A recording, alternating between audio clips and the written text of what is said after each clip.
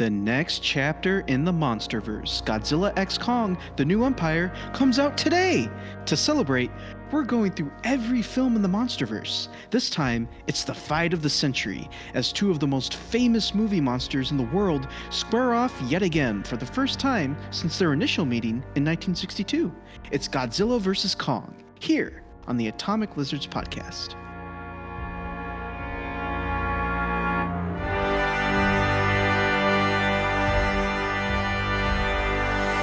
Welcome to the Atomic Lizards podcast. We're a trio of friends podcasting about the Godzilla franchise and other films we love. I'm Miranda, the film fanatic. I'm Udi, the de facto film expert. And I'm Dan, the Kaiju extraordinaire. On today's episode of Kaiju Korner, we're covering Godzilla vs. Kong from 2021. In a time when monsters walk the earth, humanity's fight for its future sets Godzilla and Kong on a collision course that will see the two most powerful forces of nature on the planet collide in a spectacular battle for the ages. Godzilla vs. Kong is a 2021 film directed by Adam Wingard. It was produced by Legendary Pictures and distributed by Warner Brothers Pictures. It is the fourth film in the Monsterverse, the 36th film in the Godzilla franchise, and the 12th film in the King Kong franchise. The film stars Alexander Skarsgård, Millie Bobby Brown, Rebecca Hall, Brian Tyree Henry, Shuri Oguri, I apologize if I butchered that name, Isa Gonzalez, Julian Dennison, Lance Reddick, Kyle Chandler, and Demian Bichar. Episode will have spoilers, so go watch it if you haven't. Now let's get started. What are your initial thoughts on this movie? Starting off, the one thing that Godzilla vs. Kong does that I really do like personally as a Godzilla fan is they make Godzilla a bad guy. And you know what? I'm 100% okay with that.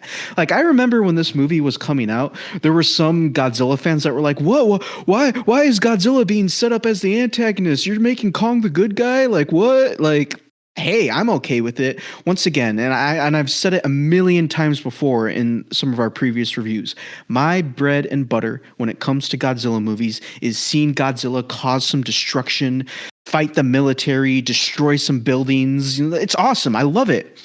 And up until this point, we had yet to see this specific iteration of Godzilla do that. Now, granted, in Godzilla 2014, we get to see him flood Honolulu, but he's not really destroying any buildings. He's just surfacing and just walking. And we see him walk through the Golden Gate Bridge, but most of Godzilla's screen time in Godzilla 2014 is dedicated to him just fighting the Mutos, not really destroying any cities. And then Godzilla, King of the Monsters, well, Godzilla's a hero in that movie. You can't make him attack humanity. Then that would ruin the point of him being a hero. But here, in Godzilla vs. Kong, he's set up as the antagonist. So now's the perfect time to actually have him cause some destruction, destroy some cities. And I gotta say, the way this movie begins is just pure classic. Like, when I picture Godzilla, how he appears in the beginning of this movie is what I think of. Just him surfacing from the water, military airplanes flying in to attack him swiping the airplanes and shooting at them with his atomic breath. That's just Godzilla to me. And I can't thank Adam Wingard enough for finally somewhat giving me what I want. Granted, the scenes that Godzilla is in, once again, the scenes where he is destroying cities, it's not, those scenes aren't really that long, but I still appreciate it nonetheless because neither Michael Dougherty or Gareth Edwards was able to understand hey, this is also what Godzilla is, not just this animal that is there to bring balance back to the earth like he's the Avatar and preserve nature. He's also a destructive force, and I'm really happy that that we finally got to see that side of him in Godzilla vs. Kong. Now, of course, one of the best parts of this movie is the fight scenes. The fight scenes have significantly improved in this movie because we get to see them. There's a lot of screen time is dedicated to the fight. The very first fight is in daylight. I know a lot of issues we've had with the Monsterverse, and not just us, but just other people in general have been, the fights always take place at night, so they're kind of hard to see. Well, there is a daylight fight, and it is really it is really well put together. I like the choreography, and they focus on the fight. Like, I don't know if we really touched on this back when we reviewed Godzilla 2014 and Godzilla King of the Monsters, but both of those movies had the issue where they just kept cutting away from the fights. It's like, just focus just a couple seconds on the fights, please. And thankfully, this movie does that, and it does it really well. And I'm glad it does it well, because like that's really all this movie has going for it, is just the fight against Godzilla versus Kong. Because once again, like pretty much every other giant monster movie, minus a few exceptions, like minus one, is just the humans really just are not that big of a focus, and thus they're not really given that great of writing, and like the scenes just exist to get us from one scene. The human parts just exist to get us from one scene to the next. So I'm really glad that at least this movie is able to deliver on the fight scenes. And that's personally what I think was the most important part. And they did nail it. Now, this movie does, I feel like this movie kind of jumped the shark a bit with the whole way it does the Hollow Earth. And we've already talked about how inconsistent the Monsterverse is with the Hollow Earth. So I'm not the biggest fan of what they decided to do with the Hollow Earth in this movie, because I liked the Hollow Earth more when it was this scientific theory and it was a little more grounded, such as being just the tunnels underneath the Earth's crust, like it was explained in Godzilla King of the Monsters. Now it's this entirely like different, like forgotten world that just exists and seems to have a sky for some reason, which makes no sense because it's literally inside of the Earth. What does the Earth have two skies? Like, I don't know. I'm not going to go into it. It's a movie about a giant monkey and a giant lizard that breathes fire fighting, and it delivers on that. I love it. I think it's great. I did enjoy this movie. Now, I think I still enjoyed Godzilla King of the Monsters more than I did this one, but it's a fun watch, you know, if you're looking for like a background movie to put on, or, you know, I hate to be the guy that's like, oh, if you want to watch a movie, turn your brain off and watch a movie, you know, like, but it's true though. If you want to turn your brain off and just enjoy a good popcorn flick, Godzilla versus Kong is the movie for you. Who would like to go next? Go next. So as usual with these MonsterVerse movies, I read off my initial review of them or my thoughts from when I first watched it, because I have those on my letterbox. So for this one, I watched it in 2022. I thought the opening logos were cool. A Titan podcast. And then in parentheses, it says, I was thinking of making one about the Godzilla movies, and here we are. So I had this idea for a Godzilla themed podcast back in 2022. So that's interesting. I thought that the podcast guy making his own hand sanitizer was pretty relatable and funny, especially because it was 2022. I still think it's odd in 2024, but I like the inclusion of sign language, the neon lights and cybertext. The colors are very vibrant. I thought Mechagodzilla was cool. Still hate the CGI punch zooms, and I liked the end fight with Godzilla and Kong and Mechagodzilla. When I rewatched it, this was like 2 weeks ago, so I don't really remember the movie that much. But from my notes, a pretty similar thing. Like, I still really like the neon lights. I still think the fights were interesting. I thought the idea of Mechagodzilla being controlled by or using King Ghidorah's bones to make him be Mechagodzilla was interesting, because I think they do that in Tokyo SOS, they use Godzilla's bones or something like that. I feel like that's a reoccurring thing that has happened, so it's nice to see that in a newer movie, kind of still connecting it back to the originals. And I know we've talked about this before, that the MonsterVerse feels like a Showa era film, and I can kind of see that with these later two, not so much the first stuff and the TV show. I think I mentioned that in our previous Kaiju Corner. It is very much a turn your brain off, watch big monsters fight type of movie. There's not much depth within the characters. I I don't think any of them really stood out to me. But I did like the Kong storyline. I thought that was very interesting. I feel like the MonsterVerse is basically just an excuse to make King Kong movies, but they can't just do that. They feel the need to add Godzilla with him, which would get more people in the seats and stuff. So that's about where I am with the MonsterVerse and this movie. Now, let's shift it over to Udi. What were your thoughts on this movie?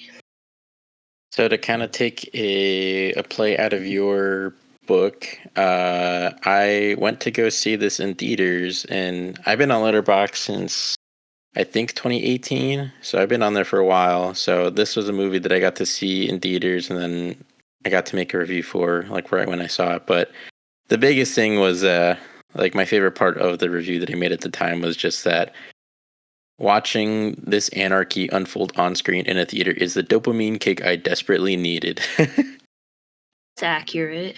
Yeah. It was April 1st, 2021, which was like release day for this movie. And yeah, I mean, that was like the first really big movie that came out after the pandemic started, and it was a blast. So definitely was a good time. That being said, being out of that context, having watched lots of other movies since, especially in theaters, I honestly still think even watching just at home, I still feel like the experience is preserved. Like, sure, I mean, if you could watch this in like a Dolby theater or like an IMAX or something, like, of course, that would definitely be the best way to watch it. But I just feel like just immersing yourself in this crazy, ridiculous, bombastic, neon-drenched kaiju battle of a movie is a fun time, no matter how you're watching it or where you're watching it.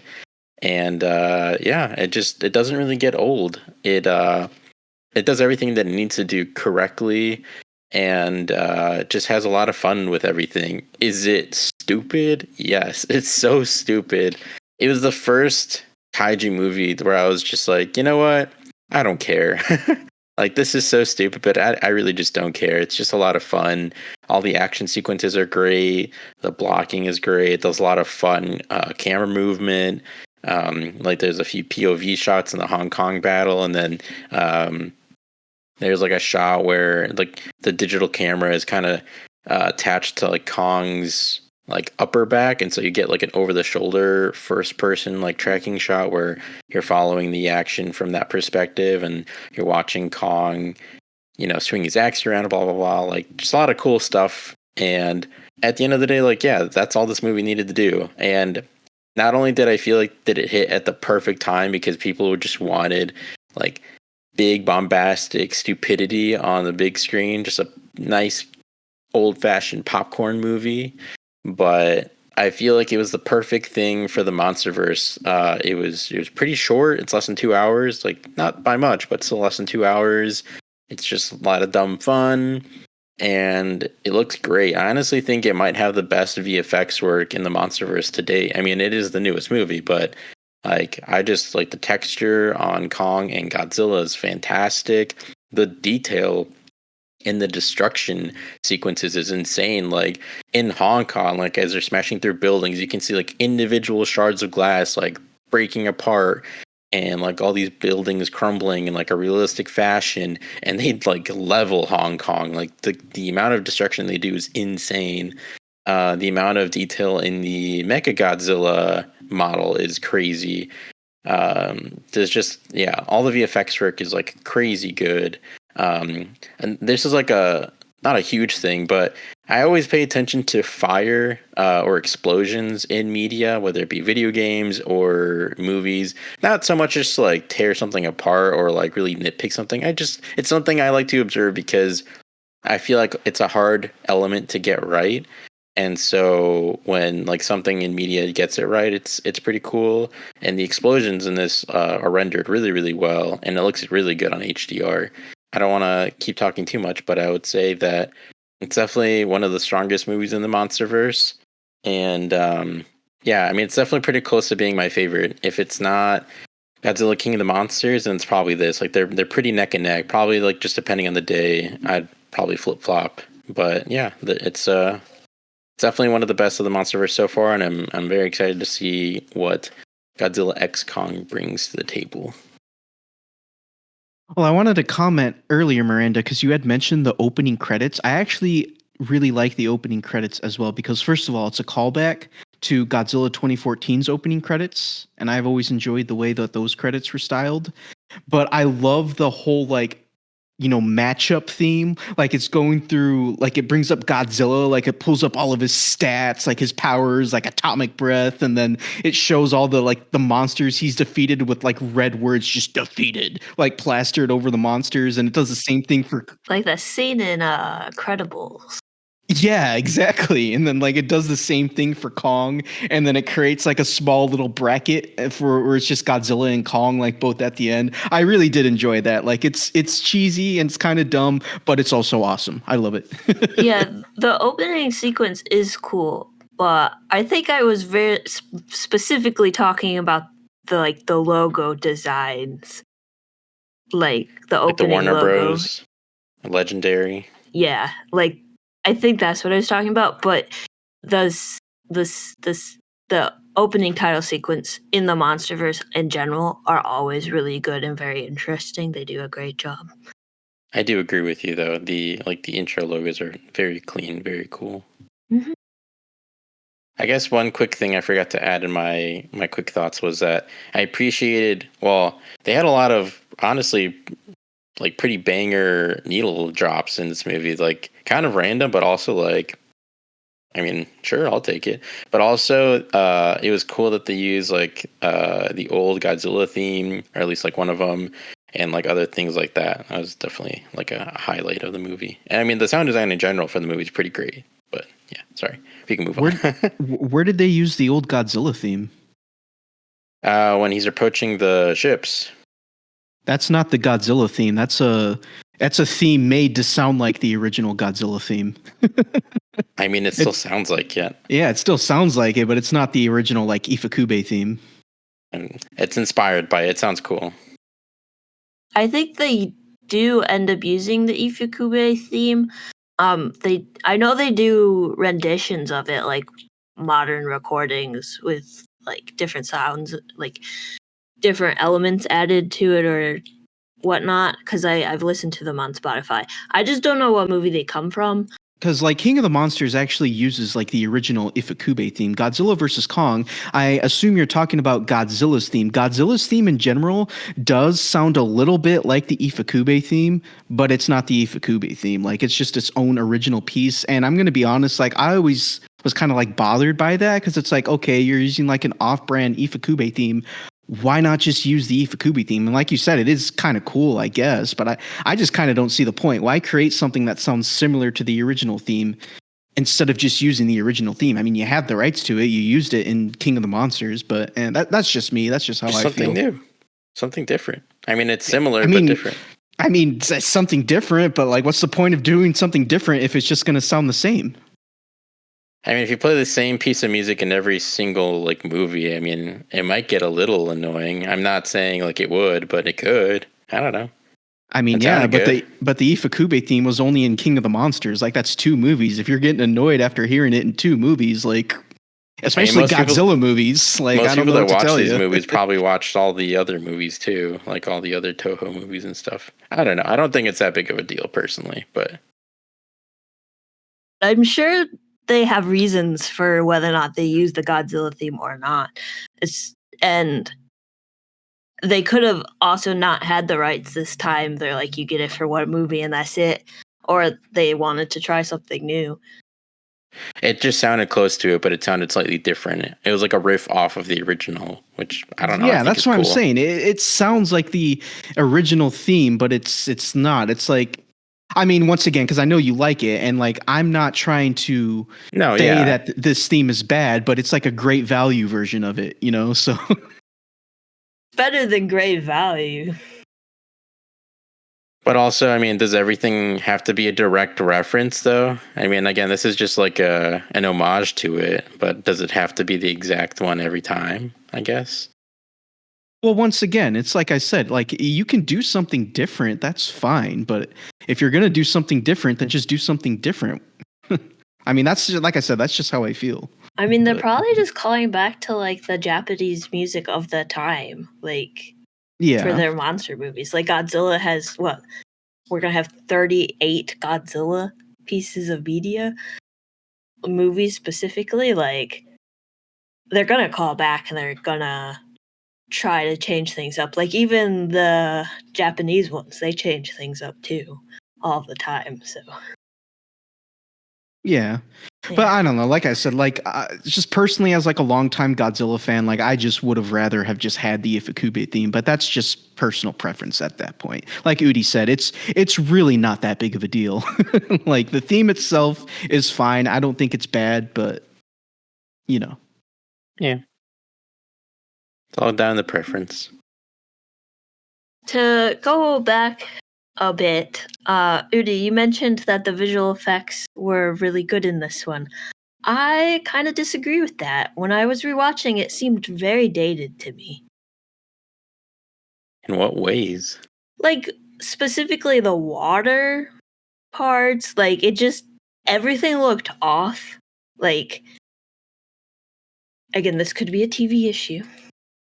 We have learned that my TV has issues based on our Monarch conversation. But, like, it just seemed weird. And maybe it's not that it's, like, bad or dated. It's just, like, I don't know. I felt like it felt very video gamey. Like, it didn't feel like movie CGI. It felt like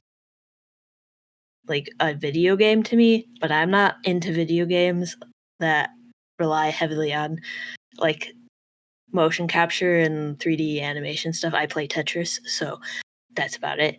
I don't know. It's just interesting to hear because like there are some really cool shots in it, and I think it's all done well. I don't know, when I was watching it just felt a little off. But again, probably my TV. Interesting. Yeah, I mean, I don't agree at all. I mean, I will say to that point of like you calling it video gamey, I mean, it's certainly not like true to life, but I mean, at the end of the day, with a movie like this, it's like, well, what is true to life? These things don't exist. So like, it's always going to feel like a little simulated, or like, I mean, in the back of our minds, we're always going to know like, well, this isn't real. But if it looks close enough, then I feel like that part of your brain kind of shuts off or whatever. Like, yeah. the MonsterVerse does have it kind of its own style. At least it has developed kind of its own style in terms of like VFX, I would say, because obviously like the style changed a bit from movie to movie. But I don't know. I feel like, I mean, again, I just disagree. But I mean, that's cool. I mean, it's interesting to hear that perspective, and like I kind of get what you mean in the sense of like video gaming this. I don't think it's very video gaming. I guess what I'm saying what I mean when I'm saying it's video gamey, I guess it comes down to these, especially certain aspects of Godzilla and Kong and Mechagodzilla. They just don't feel like they have weight to them. Yeah. They feel very loosey and like, like wavy and like stuff like that. And I think like Godzilla 2014 shows Godzilla a lot better in like how like he has weight. They're doing like shots from below on the street level looking up, stuff like that. Whereas this one, it's like we're basically on eye level with them, and maybe that's what's throwing me off on the special effects and stuff. Yeah. Because like I think you mentioned that there was like a POV shot from over the shoulder of one of the monsters, and like personally that like takes me out of the movie like instantly. Like the camera would not be there. Like this is not a practical place to put the camera. I mean, it's all. That's fair, I guess. I don't know. It seems like a silly complaint to have, but. Well, I mean, I think that's also where the video gaminess is coming from too. Is like that's fair. These cameras are not necessarily in the most realistic places. Like they're just floating out in the middle of the sky. Like who's flying that helicopter? Whose drone is that? Like My No brain is one. trying. Because I'm sorry. it's all VFX. It's a VFX environment. Yeah, I know. And so it's a fake camera, and I don't know. My brain just like, that's not realistic. Because, like, obviously, it's a giant monster movie, so I can just, like, suspend my disbelief or whatnot. But, like, the moment they put a random camera in the middle of the sky as if it's a cloud, my brain is like, nah, that's not right. Yeah, I don't know. Interesting.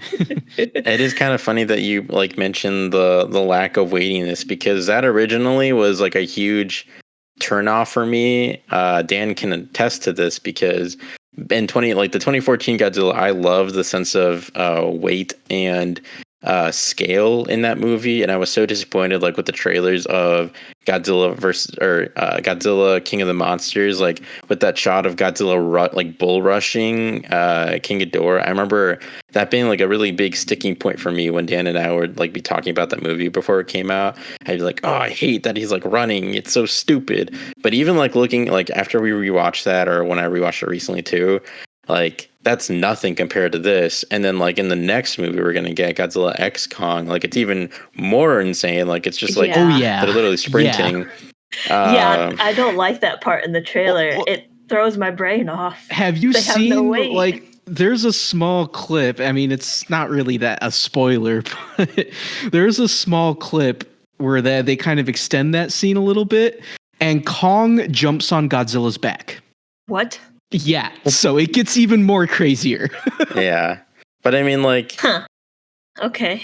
as we watch more of these movies, I mean, even before then, like I liked this movie when it came out, and I remember thinking, like, my biggest sticking point for this movie, in particular, when the marketing was happening, and then like even after the movies come out and everything, that I just think is stupid and frustrating because the sense of scale with these kaiju keeps kind of like shifting slightly back and forth with like between bigger and smaller. But like my biggest problem was the aircraft carrier scene because I'm like, how I like Godzilla was huge. How is he fitting on an aircraft carrier? And how is the aircraft carrier carrying both him and Kong and not blowing up or getting destroyed? Like it makes no sense. But That at the end of the doesn't make day, sense. we've gotten to like I've watched so many of these. Like these movies are stupid.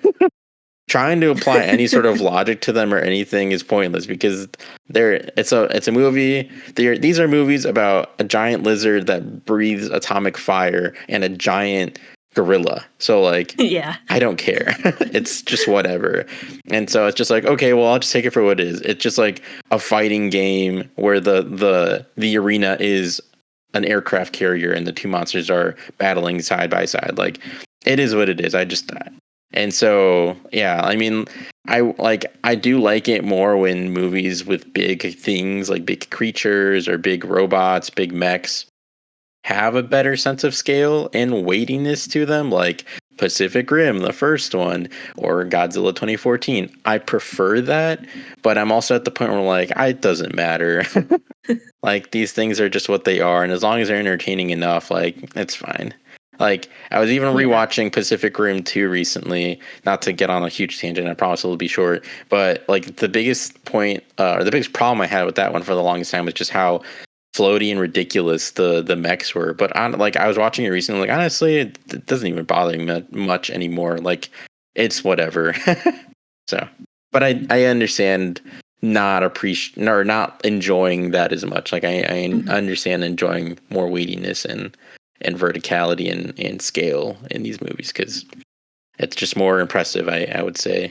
Yeah, it is more impressive, and like when watching the older Godzilla movies, like they still have like weight to them because it's literally a person inside of a suit most of the time. Till you get to the 90s, and then I think CGI starts to happen. I don't really know, but yeah, this is just a feature of the MonsterVerse now. Is that they're gonna mess with scale and weight as much as they want, and like it doesn't take away from the movie or anything. It's just a personal preference. Like, but like Godzilla and Mechagodzilla and Kong, like they all look really good. Like all of the character models look really detailed and everything. So they're definitely doing good stuff with the special effects. I guess I'll comment on what I think of the special effects really quick. I'm kind of more agree with Udi. I think the effects look perfectly fine for this movie. Like, do they look amazing? Well, maybe for this movie, sure, but like, I don't think they're like, you know, anything outstanding. Like, it's like, oh my god, these effects are so good. But I also don't think they look that bad either. So I'm kind of just somewhere in the middle ground with the effects. Like, I think they're fine. They work for the movie, but it's nothing mind blowing either. Yeah. I mean, it looks way better than Godzilla 1998. So, that's a plus. Well, it's not hard for your effects to look better than Godzilla 1998. I mean, most of the practical stuff aged quite well. Godzilla well, yeah, the baby not. Godzillas, the CG they used on Godzilla himself is just atrocious. Yeah. It was an interesting choice. You know, that movie got a 4K re-release before 2014 Godzilla did. Nice. I guess just one quick comment before we move on, just to clarify, I guess. Yeah, I mean, and I'm not saying you guys are saying this, just to clarify for myself, I'm not saying that the VFX are like the greatest of all time or like they're on the level of the best VFX ever.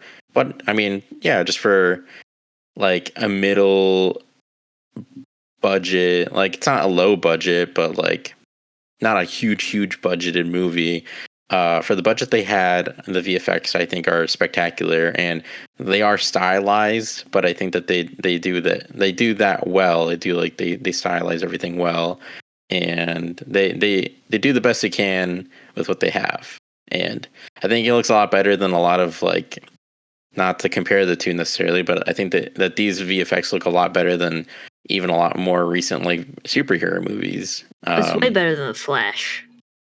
Oh yeah. Like, I mean, I know on the Flash episode I kind of tried to defend it, but like, yeah, the CGI is not great there. But I was trying to defend the artist, not the product. Well, even then, because like Miranda, you had brought up the effects look video gamey. If we're gonna bring up superhero movies, like I think back to the original like 2017 version of Justice League. We like to call it Justice League because Joss Whedon kind of went in and took over directorial duties from Snyder.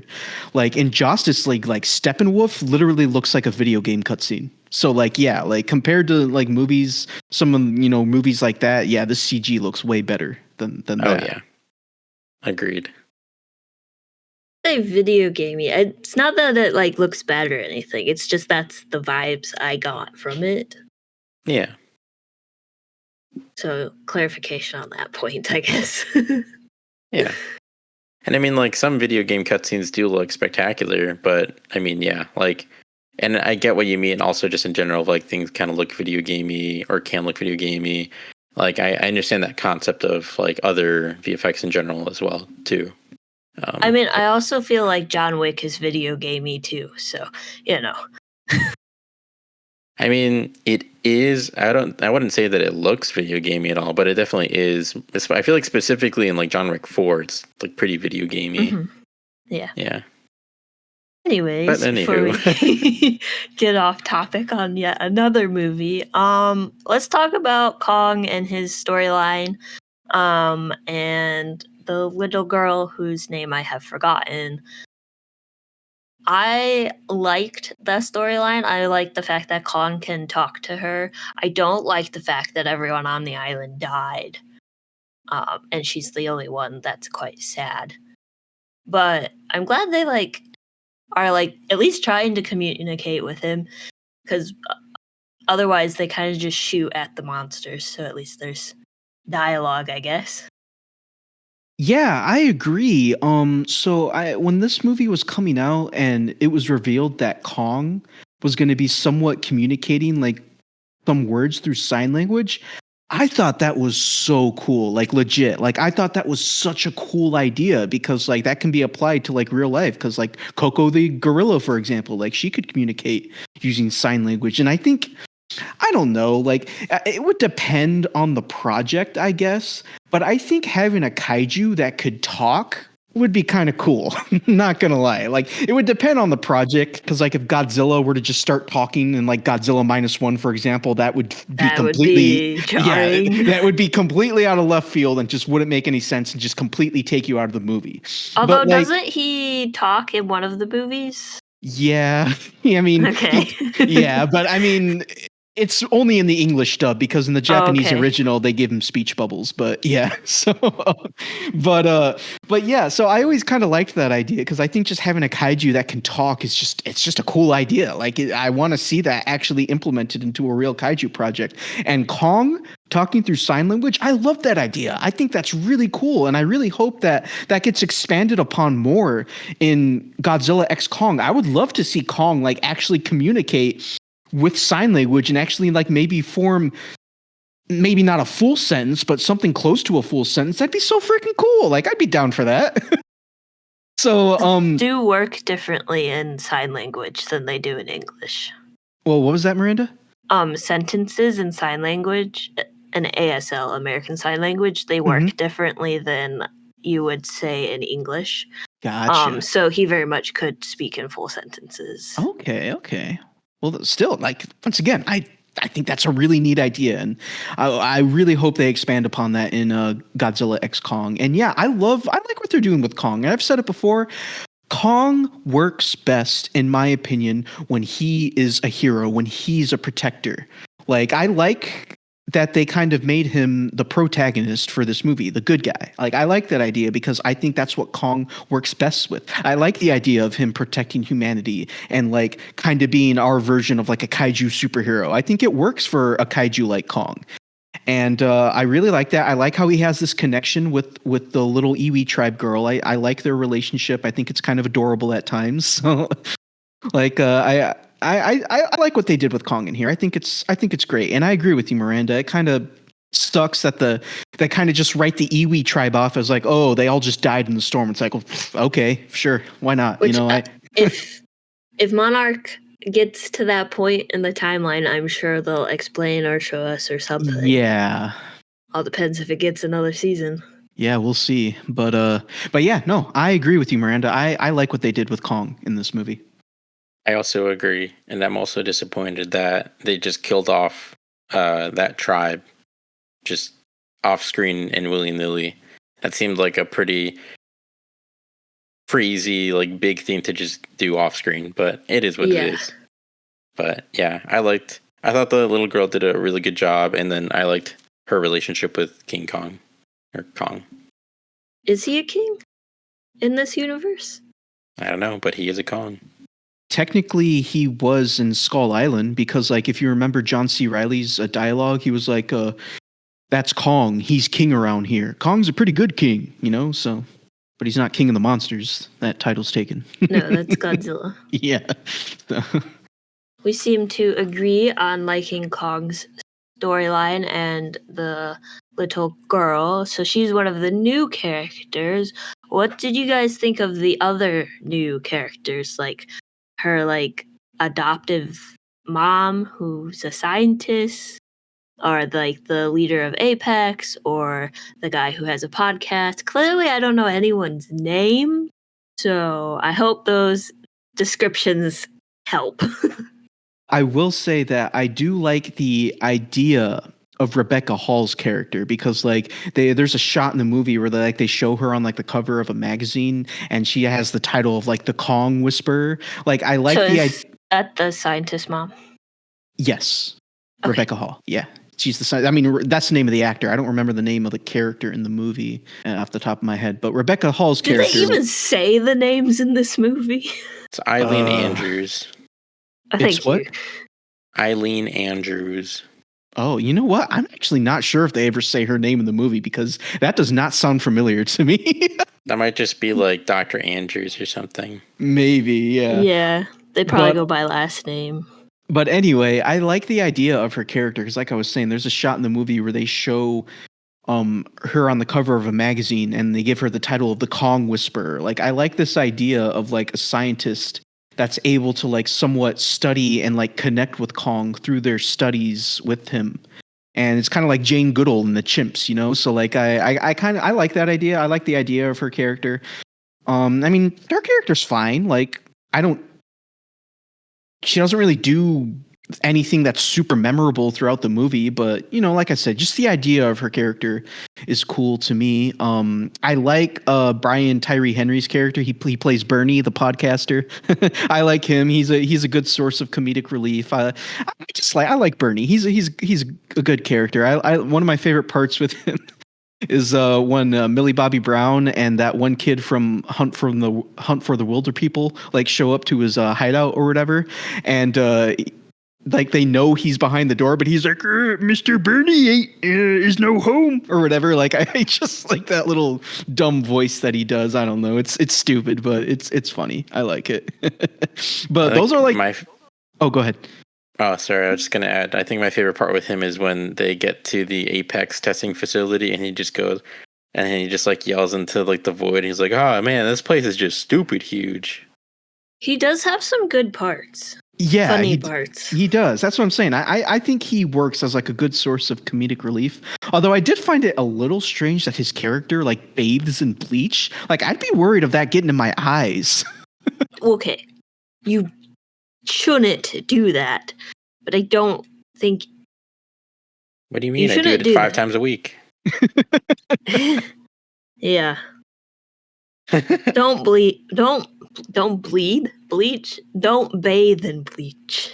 Yeah, Don't like I said, I would be I'd be worried of that getting in my eyes. But yeah, I mean Rebecca Hall. I mean, other than the Iwi tribe girl, Rebecca Hall and Brian Tyree Henry's characters are like the only characters that I really liked because once again, Millie Bobby Brown's character, I mean, she's not that much better in this movie than she's a little better. I like her more in this movie than I did in King of the Monsters. But once again, like she's just kind of there. Annoying. Same with the what's the name of that actor from Hunt for the Wilder People? Udi, you know who I'm talking about? Millie Bobby Brown's Julian friend. Dennison. Yeah, him. I think he's fine. Like, and then like Kyle Chandler. Oh, what's up? I was gonna say he gets to name drop Mechagodzilla. Oh yeah, he does get to name drop Mechagodzilla. This is true. No, so he has Mechagodzilla. That's a Mechagodzilla. So that's his one little moment. And then like Kyle Chandler returns from King of the Monsters, but he's like barely in the movie, so there's really not much to be said about him. And then is it Alexander? It's Alexander Skarsgård, right? Or is it? Yep. Yeah, Alexander Skarsgård. Like he's kind of just a generic like scientist character that's down on his luck. Wrote a book that didn't sell any copies. Like he's not that memorable for me personally, but yeah, for me the highlights are definitely Rebecca Hall. Well, and not even so much Rebecca, like I said, because I just really like the idea of her character. Her character in general really doesn't do a lot. So I guess just Brian Tyree Henry's character is like the only character I really like. Otherwise, the other characters are just kind of there personally. But that's me. What about you guys? How do you guys feel about these characters? I do just want to add, because I didn't get to inject it in the middle of the Bleach segment, but I appreciate that they made a Tide Pod joke. Oh, really? Because I don't know. I feel like that joke doesn't land for me because it just makes the movie dated personally. Well, it's a nice little time capsule. Like, yes, I remember when that was a thing. God. Yeah. You're right. That's how I kind of feel about I make my own hand sanitizer joke. Yeah. Or bit. Which I think that's fine for this movie, though. Yeah. I still cringe a little bit when the shopkeeper does the Time Pod joke or the Tide Pod joke, but Time Pod. Time Pod, exactly. Where can I get one of those? Yeah, I could use one of those, but yeah. No. Yeah, I don't know. Personally, I liked it, but I can understand not enjoying dated references. Yeah, like I said, I mean, I just think it's a little cringy, but once again, that's me. And if you are cringe, you are free. Did you recognize the shopkeeper, by the way? Oh no, who was he? I mean, he's been in a number of things, but the role that you could probably remember the most is he's the CEO of the company in Megan, and he's like, "Oh shit, okay." And she's like running towards him down the hall. Yeah, okay. Yeah, but he's also in Shang-Chi. He's like the guy in the microphone at the fighting place, and then okay. He's been in a number of different things, but yeah. So does that mean the Meg is part of the MonsterVerse? Nope. Why he was not? the CEO in Megan, not the Meg. Okay, I misheard you. But is he in the Meg? No. Are you, He's too good for that. maybe I'm thinking of a different person. Yeah, you are. He was also in, like I said, he was in Shang-Chi. He was in Joyride, which I know you mentioned I've seen last. that. Yeah. Oh, he's going to be in Kung Fu Panda 4. Well, I mean, we won't be able to see him, but his voice will be in Kung Fu Panda 4. It's always funny though, because I'll always, because as soon as Udi brought up Megan, like his character has like one of the funniest moments in that movie, so that he's super memorable to me at least. Yeah. So, I figured that'd be the one role where you're like, oh yeah, I remember that. yeah.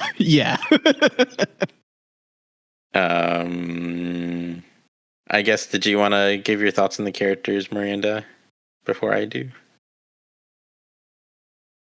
Sure, yeah, I could give my thoughts on the characters. What did I think about the characters? I think they all do basically nothing. Especially Millie Bobby Brown and Ricky Baker and podcast guy. I think their whole storyline is kind of pointless. They don't do anything. They don't affect the plot or anything. It's just a way to literally follow the monsters. I mean, they do discover some stuff about Mechagodzilla, but I think a different character, or it could have been revealed differently.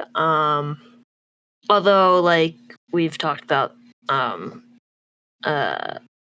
guy again. I forgot his name, his real and character name. Bernie and Well, Brian. yeah, Bernie. Yeah. His name's Bernie. Is like the comic relief character throughout the film. And, he is in Bullet Train, and so is Aaron Taylor Johnson, and basically this movie just made me want to watch that movie. I don't know. They're just there. And I guess that's just like how it goes with these movies, is like, I think one of you mentioned earlier that they're just there to move the plot along. There's not really anything too interesting in these characters. They're not aliens. They're not weird creatures from like the core of the earth or anything. They're just kind of just normal humans. But I do like Kong and Godzilla and Mechagodzilla as characters. But that's my thoughts. So Udi, what are you thinking about the characters? What's your thoughts? I mean, again, kaiju movies have officially like as long as they're entertaining, it's fine. As long as I don't get like super bored, or like the human stuff isn't super boring and like all the characters aren't like incredibly unlikable, then like it's fine. And at least like this cast, I like this cast. I like a good amount of the people in this cast, at least like the main people, because like they're all pretty recognizable, like Brian Tyree Henry, Alexander Skarsgård, Rebecca Hall, Julian Dennison, Isa Gonzalez, Lance Reddick, even though he's in the movie for 8 seconds, as we discovered earlier. Yeah. Ronnie, I don't know how to say his name. Ronnie Chang, something like that. My apologies. Kyle Chandler's okay. He's fine. Like I think he's always pretty solid in everything I've seen him in. He's just not like the most amazing actor in the world, but he's fine. But Brian Tyree Henry, I feel like injects a lot of charisma and fun and hilarity in his character. Like his character is insane and ridiculous, but like he makes it work. Yeah. I would not want to hang out with him. No, God no, he's so neurotic. He's more of a conspiracy like podcast like person. Like, I don't know, thank you, don't want to hang out with. Although I do enjoy the fact that he has a podcast about kaiju. Slightly different context, but yeah. And then Alexander Skarsgård, I like in everything. I mean, here he doesn't really have a lot to work with, but I thought his performance is pretty solid. Like he seemed into it. He didn't seem like he was phoning it in, and I mean, he was doing the best he could with the script. So I liked him. And with Rebecca Hall, I mean, I love Rebecca Hall and like everything. She's fantastic in like everything that she's in. She was in The Prestige, Iron Man 3, this movie, The Town. She was in this other horror movie called The Night House. Oh, Yeah. I didn't know. Okay, so she the scientist in Iron Man 3? Yep. Ah, okay. Yeah. But yeah, I liked her, and I've liked her in every single thing that I've seen her in. And here, I mean, no different. I think, again, she doesn't really have a lot to work with, but I feel like she just brings like a natural like empathy and like caring nature to like the character that I feel like really works. And even though she doesn't have a lot, like I feel like her performance just works. Millie Bobby Brown, I think, has worked best in Stranger Things, and like I like her in that show. I haven't really watched her outside of that and like these movies, I don't think. And I mean, yeah, I'm not usually super annoyed by characters, but honestly, her character in both this and King of the Monsters is kind of just annoying. And like, especially in this one, like her whole character arc in this, which isn't really a character arc, is just like the trajectory of where she goes from the beginning of the story to the end of the story, because she doesn't really change at all, is just like it just sends the wrong message. Yes, let's have the teenage girl not listen to her father, like run away from home, go find a kooky conspiracy theorist who has a podcast that apparently doesn't get any listens at all. Go track him down, hang out with him, and then get transported to China. And then like the whole time she's like bothering her dad, who's like doing his best to like work within a governmental body and entity to like prevent more kaiju destruction and blah blah blah blah blah. And she's like, Dad, you don't listen to me. Listen to this podcast of this guy who's a kooky conspiracy theorist. He's so right. And then her dad's like, no, like just be, stay in school, do your homework, be safe, blah blah blah blah blah. Like, let me worry about this. And then she goes and does all this, and basically is like, basically by the end of the movie, it's like, well, yeah, she was right to do everything that she did. It's like, I don't think that's the right message to be sending. Given everything, and just like in general, like I don't know, like they try, like I feel like they try to make her like a very like fiery like character, but it just like when Julian Dennison's character Josh comes to pick her up in his brother's van, he's like, hey, my brother can never know that we took his van. And then he like is holding out the keys, and then she just like grips him out of his hand, and then he's like, I don't think we should do this. Like, this is a terrible idea. And then she's like, are you coming with or not? And then he was like, yeah, I'll go. And then like the door doesn't open. So then she's just like, all right. And then she just like starts taking off, and he has to like quickly rush to like open the side panel door to get in. And it's like, was she going to just leave him there? Like, he said he was going to go. Why is she not waiting for him to get in? Good Lord. I don't know.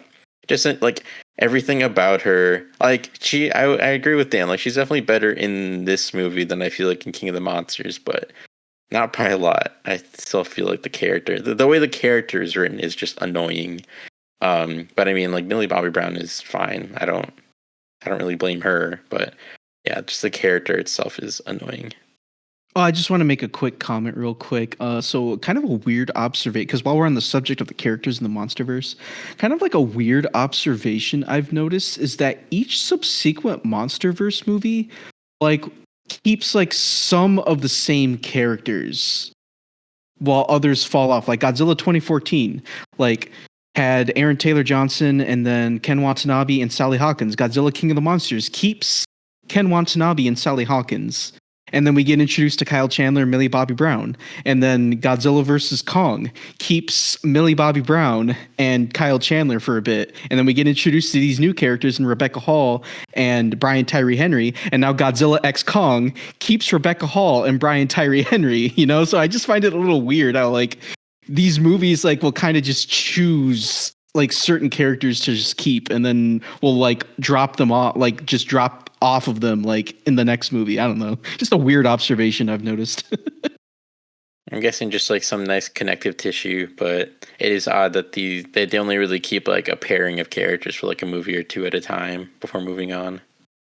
But I mean, I guess if you were to keep any two characters from this movie, I mean, Rebecca Hall and Brian Tyree Henry definitely make the most sense.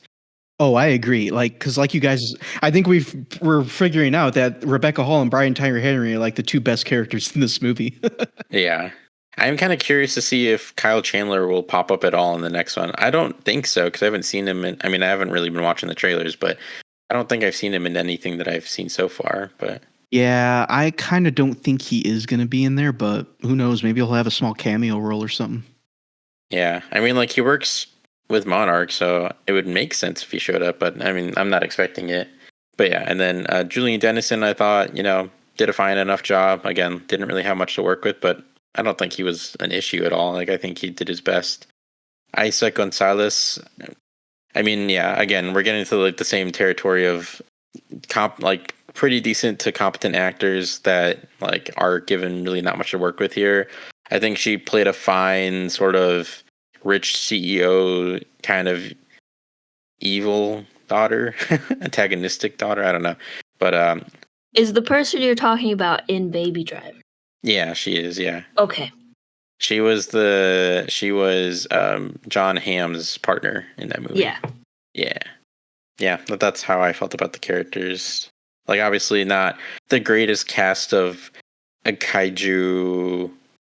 Like, not the greatest cast of characters in the kaiju movie ever, but not awful. Like, not super annoying and super boring or something like that. At least in my opinion. But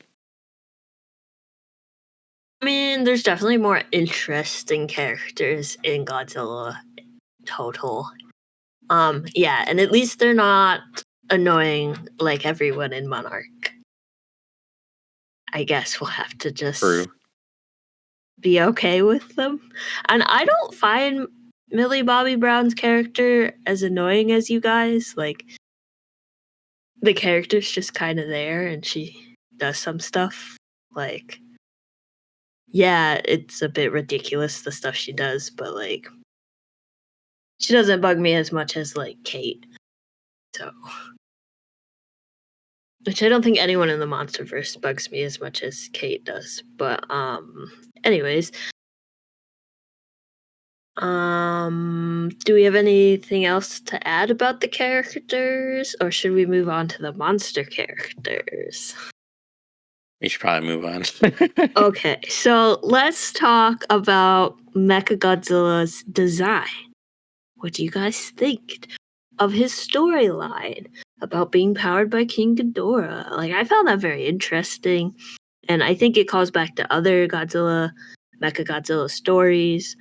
I feel like the design is a little off. He doesn't feel as much as Godzilla, but they're not trying to make him Godzilla. Like, he's not pretending to be Godzilla. So it's more like a different, fresher take on Mechagodzilla, in my opinion, on my very limited knowledge. I mean, I like it. I really do like it. I think it's a nice deviation of the classic design, but I do definitely feel like the classic designs definitely look cooler or have more personality. This definitely feels more like evil mecha robot, like American version, as opposed to like a stylized Japanese mecha. But I liked it. And I also think that the way that this Mechagodzilla uses like his jet thrusters and like rocket launchers and stuff like in the fight is like super cool. Like he's a very agile, like giant robot, and I think it works in the final sequence. I didn't know he was going to be in the movie at all, and so or it was going to be in the movie at all.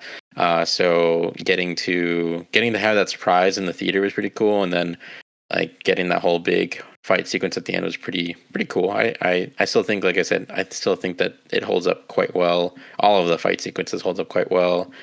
And it is kind of funny though, because it did that whole side plot of like how Mechagodzilla came to be kind of reminded me of Pacific Rim Uprising, because there's something kind of similar that happens in that. Not to, well, spoilers for that movie if you even care. Is that the bad one? Yes, it is. Okay. But in that one, there's like a Jaeger. It's like a rogue Jaeger that's like attacking on and off, and then they find out that it's co-piloted by one of the characters, one of the scientist characters from the first movie, and like one of the kaiju brains, like one of the evil kaiju brains. And so they kind of did the same thing here, except just not as stupid and like a little bit better. Doesn't really make sense. It's still kind of, I mean, again, I don't care. It's whatever, but just silly. But yeah, I don't know. That's just kind of a fun little thing. I don't understand how King Ghidorah would, I guess like they were training Mechagodzilla, so I guess that's the explanation. But like, I don't understand how King Ghidorah would adapt so quickly and so easily to the Mechagodzilla body. Like, I feel like by the ending, like Mechagodzilla was putting up a crazy good fight and knowing like how to use its abilities perfectly. But I mean, again, you can just chalk that up to they were testing Mechagodzilla feverishly in the arena. So yeah, I mean, would it have anything to do with the fact that like the brain is like connected into a guy who is like controlling it? maybe. I guess that could be it too. Yeah. Yeah. Are they in like the skull of King Ghidorah? I mean, that's where they put like the command center where like the guy sits, but I don't think he's like directly connecting into the brain like right there. I don't think. I could be wrong though. I don't quite remember. I just remember that part. I don't remember. Definitely like a cool details. like set piece though, or like piece of decoration on set, I guess I should say. It is very cool. And I think the neon lights like work really well in that part and in the Hong Kong fight too. Oh yeah, agreed. Like the neon is super cool and they use it really, really well, especially in the Hong Kong fight. Mm-hmm. It is kind of fun because it kind of has like the John Wick effect where it's like these neon lights being here make absolutely no sense, but it looks cool. Yeah, that's true. Why are they there? They're the worst lights to like try to do work in, but hey, it looks pretty, so why not? I mean, anything's better than yellow incandescent lights, so. That is true, yeah. Those things are terrible. Like if I was given the option to work in that or like just like work in crazy neon, I mean, I'd be like, well, that's a choice, but I mean, I'm here for it. Sure, why not? Yeah. Be like, it's a gamer computer. That's what. Actually, they weren't trying to make Mechagodzilla to save humanity or whatever. They were making him to be a Twitch streamer. Jeez, they'd have to build a pretty big setup for him, that's for sure. That's fine. They got floating cameras in the sky. Most powerful PC on Earth. Godzilla's gaming computer. And all he does is play The Sims. The most powerful gaming PC on the planet. He plays, what's that one kaiju fighting game that you play, Miranda? Gigabash. Yeah, he plays Gigabash. It's like, hey guys, welcome back. Week 3, I'm here. And then when he rages, he atomic breath his computer. He has to build it again. But anyway, to kind of give my thoughts on Mechagodzilla, so I think the design is, I think it's all right, if I'm being honest. I don't like the face. There's just something about the face. It's just too square for me. When like you're looking at it like head on, it's just a big like square face, and I don't know. I'm just not the biggest fan of the way it looks like looking at it directly. And I can agree with that. Also, like I feel like the spikes on the back could be a little more defined, a little larger. But other than that, I think the rest of Mechagodzilla looks fine. Like I like the way his body looks, and like his hands are a little over the top. But I mean, I think it works for the design. And yeah, I mean, I kind of agree with you guys. I don't think this is better than like the Toho designs. The Toho designs look way better. And in fact, I don't know if you guys ever watched Ready Player One, the movie, but well, of course the movie, what else would it be? You can't watch the book. No, I watched the book. Exactly. So I don't know if you guys ever watched Ready Player One, But in that movie, there's a scene where Mechagodzilla appears, and I actually really, and it's a great design, honestly. Like when I saw it for the first time, it literally looked like they took the 2014 Godzilla design and just turned him into a robot, and I think it looked great. And I honestly wish they would have went with that design, but I mean, this is fine. I mean, it works for what we got. Like I said, I just don't really like the face. But it's interesting because you guys brought up Pacific Rim. I mean, that's pretty much what Mechagodzilla in this movie was at first. He was a Jaeger. Like he was being controlled remotely through another man's like mind. He was pretty much a Jaeger. So I did find that kind of interesting, and then like the whole idea of like King Ghidorah just like taking control of him, I thought was a little cool. But I agree with Udi. I think he like just like the fact that he was able to fight so well was kind of jarring, because it's like, well, how do you know how to fight so well in this body? But like Udi said, maybe they just trained him enough to the point where as soon as Ghidorah took control, it already knew what to do, I guess. I don't know. I mean, yeah, like I said before, I agree with you on like the face. I feel like the face could have used a bit more work on like adjusting the face, but yeah, I'd say like for me that's the biggest problem. And like the hands are fine, but I could also understand people not liking the hands because they're just kind of like big weird. Yeah, they're like big meaty claws. SpongeBob reference. Meaty claws. Yeah, they're just these big claws. Sorry, what were you saying? I was just gonna say I haven't watched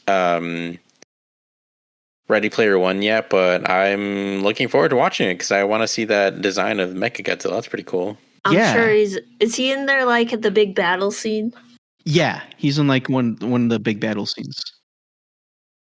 Are we good to transition into like the fights then, or is there anything else you guys want to say regarding Mechagodzilla? I'm disappointed he doesn't have rainbow breath. Yeah, but that's okay.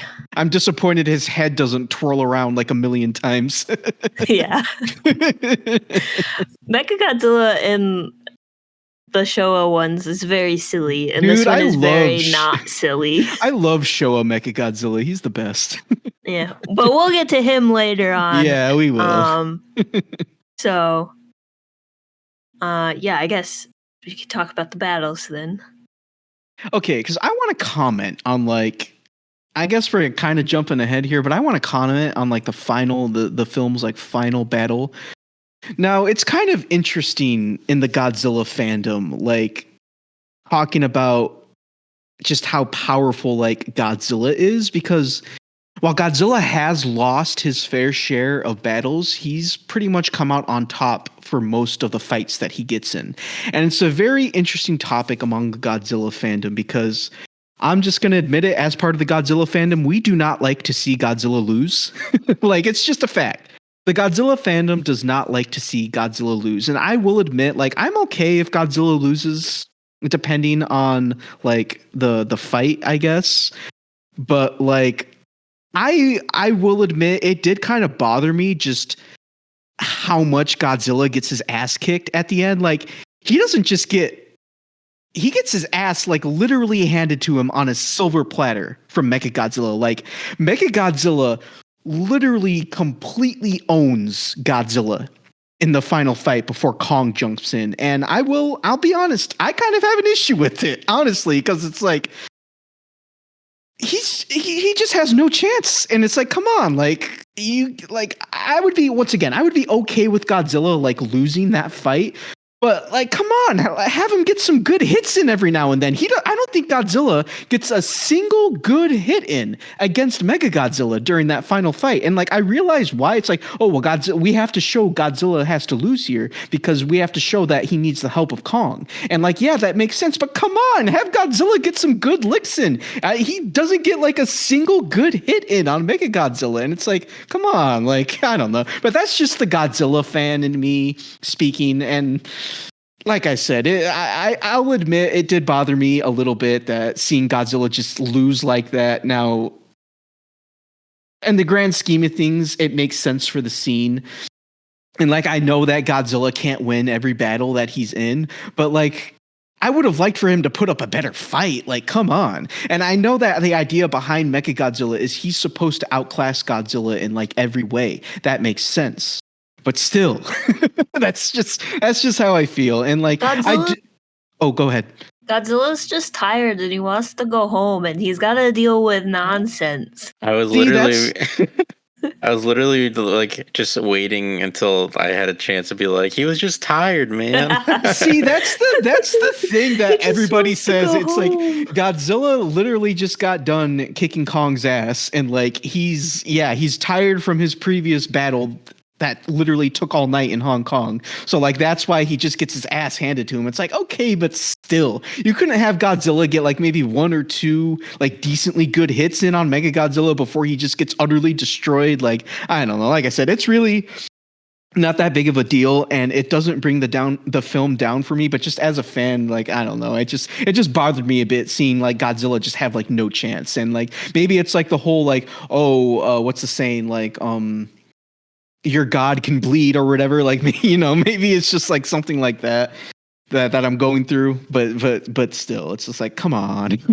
And although I did enjoy the final fight, it was cool. It was actually really cool to see Kong like fight a very famous like Godzilla villain. Like, I kind of would like to see Kong like fight more like Godzilla monsters. Like, that was cool. It was cool to see that. Although like Kong like getting like the final hit in, like pretty much just Kong like being the one to beat Mechagodzilla. It's like, come on, like he gets to decapitate him and like win and everything. And it's like, well, you got to give Kong his moment, I guess. Fine, yeah. I'll take it. But that's like where I think that this movie and possibly the next one is going to be more of a Kong movie than a Godzilla movie. Is like, they kind of just want to make King Kong movies. Like I was saying earlier. Yeah, and you know what? I kind of agree with you there, Miranda, because like it's like, yeah, they want to make King Kong movies, but it's like they're too afraid to just make another solo King Kong movie. So they put Godzilla in there to like put the butts in seats. But once again, like box office stats have shown, the most successful film in the Monsterverse is the one solo King Kong movie. Godzilla King of the Monsters bombed. It's the only film in the Monsterverse to fail. And like the other two movies haven't done nearly as well as Kong Skull Island. So it's like, do they need to put Godzilla in there to draw in the crowd? Because Kong seemed to do just fine on his own. So I don't know. I mean, I don't think they're going to try it anytime soon. Yeah. But I guess, you know, not to just dwell on like the final fight, because we are, you know, the question was, did you guys think the fights were satisfying? To answer it, yes, I thought the fights were satisfying in this movie. Once again, I like that they actually focus on the fights. They don't show the fight for like 3 seconds, then cut away to what the humans are doing for like 10 minutes, and then come back to the fight, show it for another 3 seconds, and then immediately cut back to the humans. You know, they actually focus on the fights, and they're fun. I love the battleship fight. I love the fight in Hong Kong. Like, it's great. And the movie really does live up to its title, Godzilla vs. Kong, where the monsters actually fight throughout the movie, unlike a certain other huge versus movie that came out where they only fought for like... Are you referring to Batman v Superman? Where they only fought for like 7 minutes. But yeah. That is, at least like, none of them said, why do you say that name? We have to kill Mothra. Or not, we have to save Mothra. Not Mothra. Why did you say that name? Yeah, we have to save Mothra. I butchered it. But yeah, that's like our like 5th Batman versus Superman reference in how many episodes? We're just going to keep referencing it until we cover it. Until we actually cover it, yeah. It's going to be a glorious day. Oh, it will be. For you guys, sure.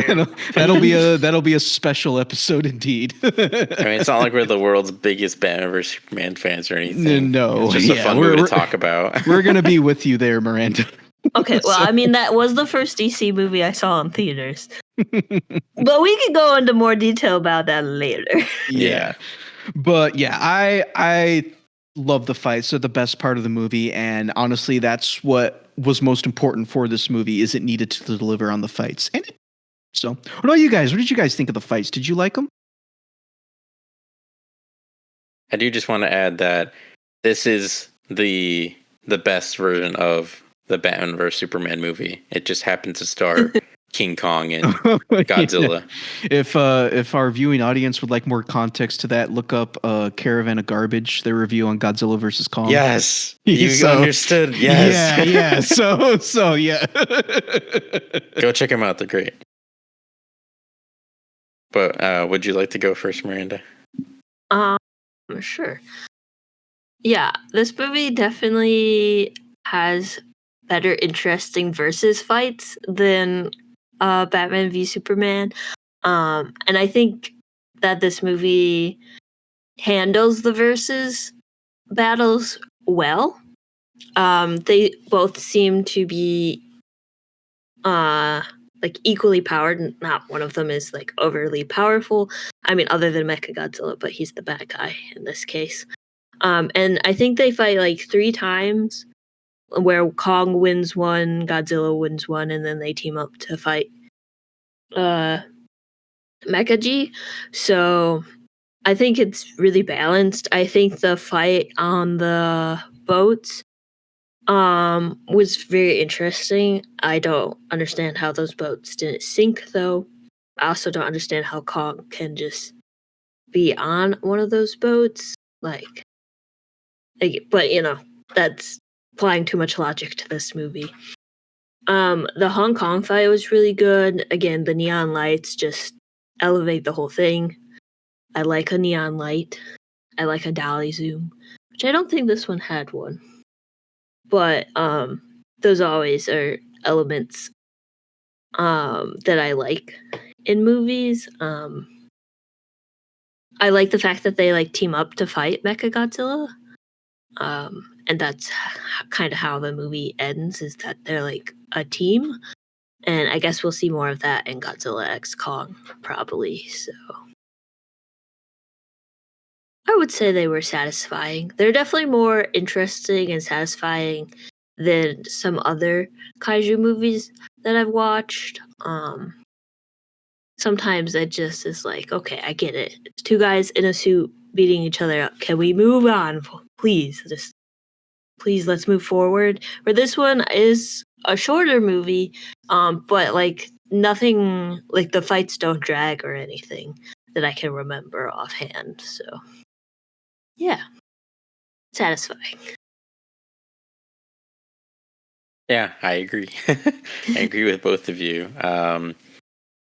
Yeah, I mean, you both have covered a good amount of these, so I won't talk too long. But yeah, I think they did a good job of balancing each kaiju's power set. I would say, me personally, I feel like Godzilla compared to Kong just felt stronger than him the whole time. Like, he held off on the aircraft carrier, or he like was able to hold Goji off, but like I'd say that he was pretty close to winning that fight. Like, he felt pretty strong in that one too, and then obviously he beats him in Hong Kong. But yeah, I mean, I think all the fighting was really great. It was cool to like they did a good job of like picking interesting battlegrounds. So like, as stupid as it is, like Kong having to jump on different aircraft carriers to survive being attacked from the water, which is like Godzilla's main, battleground. Like, that was pretty cool. Mm-hmm. As stupid as it is. And then, is it his main battleground? I mean, Godzilla is a sea creature. I mean, yeah, but he fights Godzilla a lot has the advantage. I guess that's true.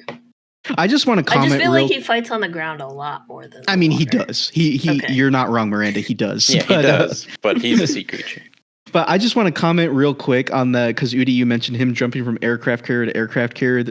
It's funny because there's a part where he throws an airplane at Godzilla and there's a guy still in the plane. Oh yeah. It was funny because I was watching this movie with my friends one time and he was throwing the airplanes and I turned to him and was like, wouldn't it be funny if he threw an airplane? There was like still a guy in there, and then it happened and it was so freaking funny. It's like, oh my God, like yeah. That guy's screwed. Yeah. He's like, I shouldn't have come in today. He's like, I'm 2 days. Well, to be fair, it does show him like eject from the plane, like parachute down. Okay. So I'm assuming he got out okay, but still. Like, I'm retiring. Yeah, like I would quit. I'd be like, you know what? I'm done, man. Like that's it. I'm gonna go like become a gardener or something. Like holy crap. Yeah, and that's why Monarch and Apex have high turnover rates. Exactly. Going back to the fights real quick, but yeah, and then like the final action sequence was really great. Like I said from the very beginning, like I liked a lot of the different like shots that they did, like the POV shots and stuff. Like I thought that was fun, just interesting. Like they played around with the cinematography in interesting ways, more fun ways. Because I mean, there's been a lot of different kaiju movies over the years, and so it's just nice to try something new, something more visually interesting than just like the same old landscape shots of the monsters, just kind of like butting heads, and then oh, there's a winner, woo! Like, not that they're super boring or anything. Like, I enjoy them. Like, that's the most exciting part of all of the kaiju movies is just getting the kaiju to fight. But I feel like if you can inject some new energy in there, something interesting, something fun, like, yeah, I'm here for it. So I enjoyed that aspect. One thing that I want to bring up, though, that I don't know if we were ever going to bring up, but I brought this up before in at least one other episode. It makes no sense that Godzilla can atomic breath from Hong Kong street level to the Hollow Earth. Like, I'm sorry, but no. Yeah, once again, it's just I mean, you're right. it's just they're just not. What is the Hollow Earth? Like I thought you were Another saying, dimension. I thought you had to enter a portal. And then yeah, if Godzilla can literally atomic breath all the way down to the Hollow Earth, is there a sky? Like, where's the sky coming from? But well, like you said, Udi, there's no point in trying to bring logic into these movies. There really isn't. So like just go with it, I guess. Yeah. I mean, what were you gonna say, Miranda? Oh, I was just gonna be like, have you seen Journey to the Center of the Earth? No. Like 2008? No. Miranda, you literally bought this up in one of our previous I know, reviews. but it's like that could be the theory. Like, yeah, it's just there, and there's like it's just sci-fi nonsense. I mean, it is just sci-fi nonsense. I mean, okay, yeah. I guess like Godzilla atomic breath his way, but like I guess mankind dug its way to the Hollow Earth because that's how the humans get there to begin with. Because Apex dug a giant freaking cavern to the portal. So in like Alaska or Antarctica or somewhere, this is right? also true. Yeah. Yeah. So like you said, it just doesn't make any sense anyway. So whatever. So the quick comment I want to say. Next, they're gonna add time travel. Oh God, yeah.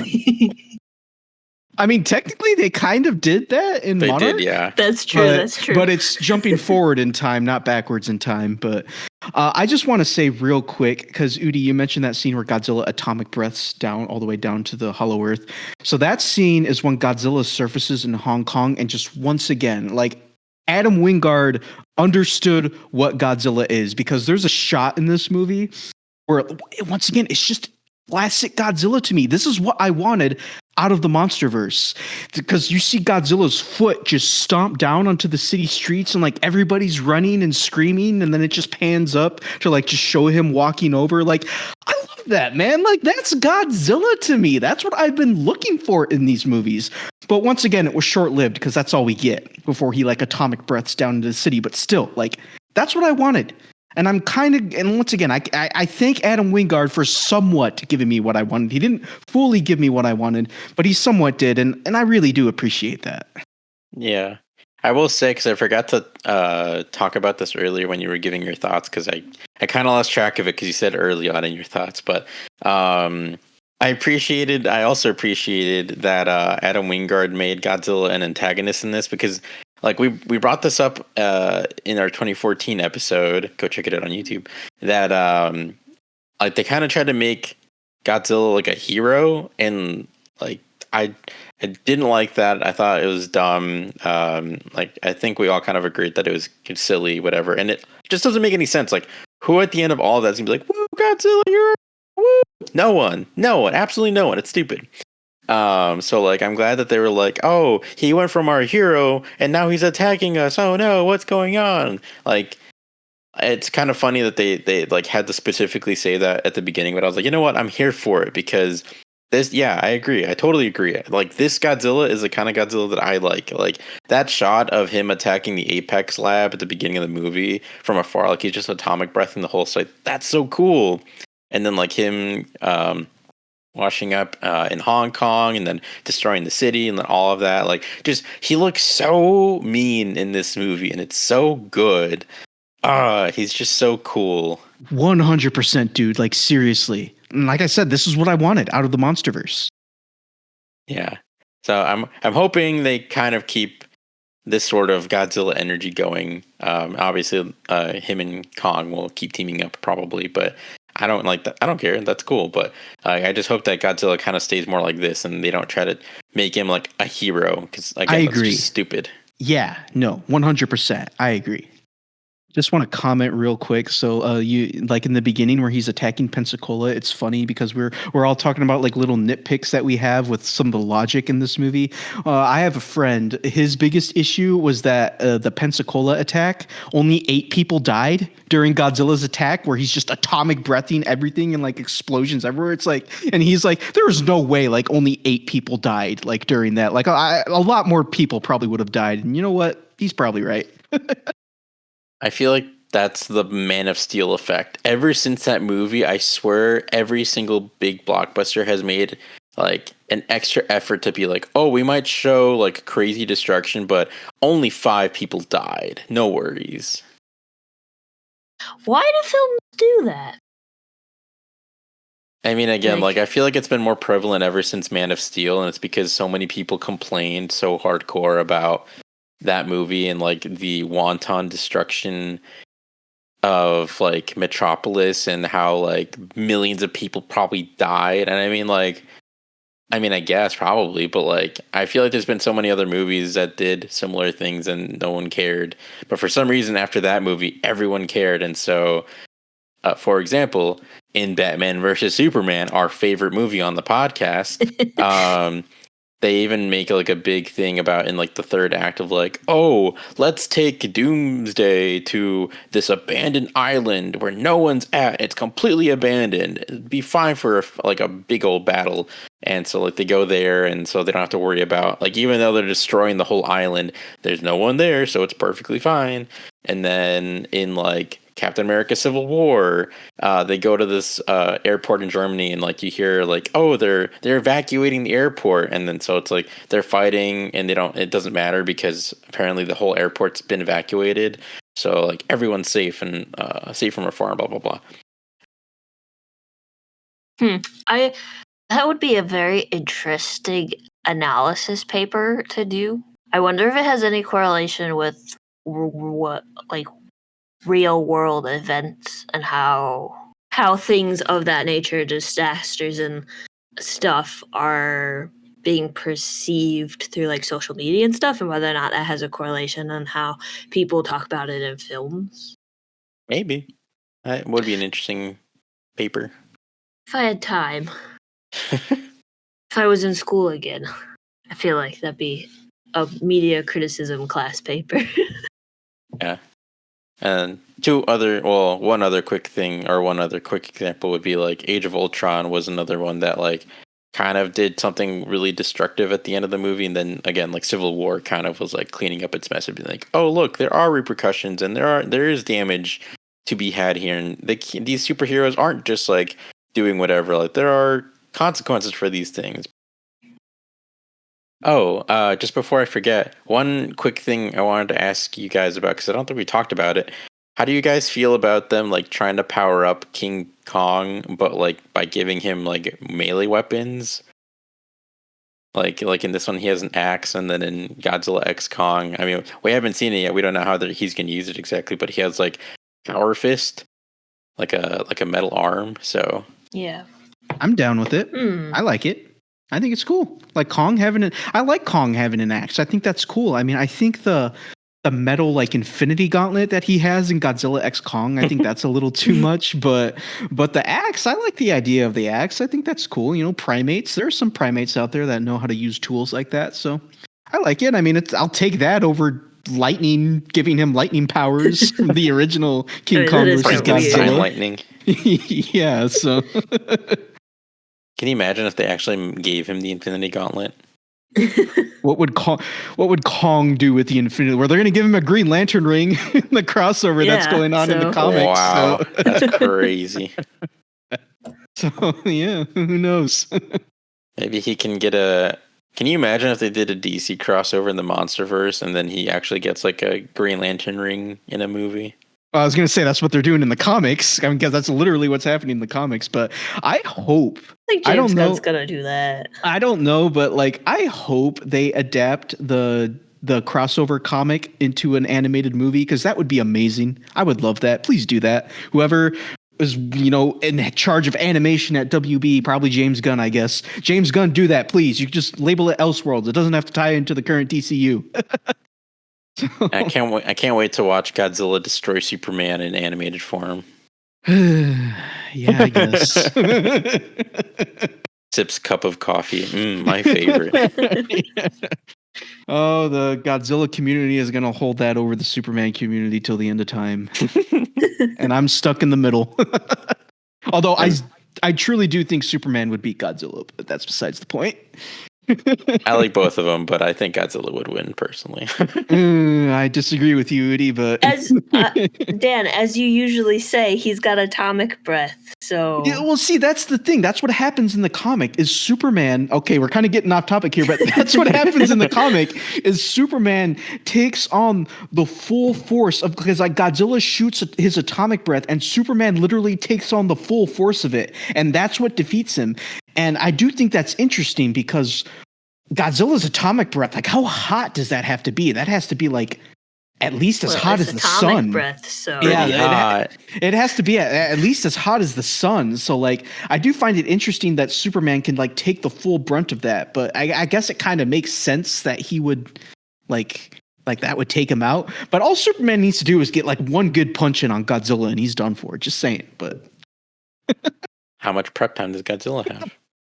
yeah, how much prep time does he? Well, apparently Batman has enough prep time to build a giant mech to fight Godzilla with, so because that's what's going to happen in the comic. So, Jesus. Batman one day. yeah. Batman one day's in the cave, just like, man, what if a giant lizard attacked? All right, well, time to start building, Alfred. Yeah, Batman had a contingency plan for something that didn't even exist yet. That's how prepared he is. Well, would he make it look like a bat? Well, yeah, it looks like a Power Rangers Megazord, but Batman. Okay. Okay, so Batman in his mech suit, Superman, we got King Kong with his axe and mecha arm thingy, and then just normal Godzilla. Who would win? I was going to say, does King Kong have the Green Lantern ring? Sure, why not? Well, no, it was funny though, because like a King Kong with the Green Lantern ring, what if he just makes like another version of Godzilla out of it and uses that to fight Godzilla? He rides the hard light Godzilla to battle. Yeah. Okay, we kind of went off the rails here talking about Justice League versus Godzilla versus Kong. So, Nah, man, it's all connected. I mean, technically it is connected because it's the MonsterVerse versions of the characters. Oh, it is? Yeah, it is. Oh, so Then it's cool. definitely connected. yeah, Canon. Yeah. That's canon. why the DCEU stopped existing, because they killed all the Justice League in that universe. Well, I mean, it's not the DCEU Justice League, but Shh, just let it happen. Can you imagine if the final comic panel in that series was just the DCEU Justice League just beaten and bloody on the ground, dead, and the kaiju from the MonsterVerse just standing tall, proud? well, I mean, that would explain what happened to that universe. But I imagine a certain little subgroup would take major issue with that. I'm not going to get into that. So Honestly, I'd be down for that that solution. But anyway, we can move on. Yeah. So, I mean, I guess you could say those were our predictions for the possible MonsterVerse DC crossover. But do we have? I mean, we've already kind of talked about it generally throughout all of our MonsterVerse episodes. But since the new one is coming out, I thought maybe we could do a little predictions, say what we think's going to happen, and then maybe talk about it when the new one comes out. So Okay, I'm not sure how much I can participate in that because I already know about one thing that's gonna happen in the movie thanks to the kaiju community, like literally just looking into everything and being like, oh, this is gonna appear. And so I already know about one thing that's gonna appear in the Okay. movie. So yeah. all right. Well, I don't want to know then. So Yeah, well, I'm not gonna say it. I'm not gonna say Okay. what it is. It's not really like a story spoiler. Like I don't know what's gonna happen, but I do know about something that's gonna appear in the movie that hasn't really been revealed in any of the trailers. So, but I'm not gonna say Okay. what it is, obviously. Okay. So, So all right, then let's do our general predictions for Godzilla X Kong: A New Empire. like, what type of predictions are we making here? Anything. I predict that there will be some sort of other monster at the end that it hasn't been shown, kind of similar to this, where like Mechagodzilla was not shown as far as I know in the marketing, and then came out in the third act. I feel like that is going to happen again. I don't know who. I have literally no idea. Yeah, but that's a solid possible. guess. That's possible. Yeah. I don't know. Like,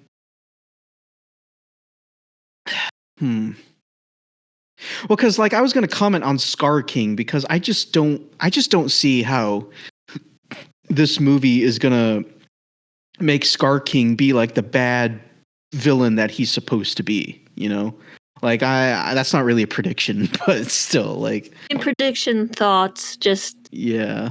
I think it'd be interesting to know what we think could happen now, and then to see what actually happens.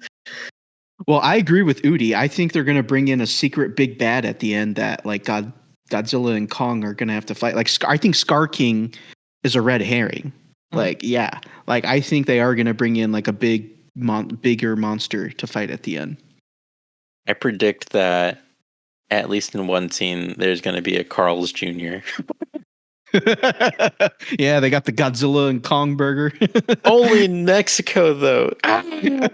Okay, it's really funny because one of the posters for Godzilla versus Kong looks very similar to a poster for this movie that came out, or this animated movie that came out called Freebirds. I don't know if you guys have ever heard about it, but it's about these like Thanksgiving turkeys that go back in time to like stop the first Thanksgiving from ever being created. That's an incredible premise for a movie. Dude, what the it's heck? it's a stupid movie, but it's so enjoyable. Like it's a guilty pleasure because it's so stupid, but it's so great. And like That sounds incredible. Owen Wilson voices one of the characters. It's really, there's literally a scene in that movie where one of the turkeys, his name is Jake. Like he's telling Owen Wilson Turkey his plan. He's like, we're going back to the first Thanksgiving to take turkeys off the menu. And then he turns, stares directly into the camera and goes, it just repeats himself. He goes, that's right.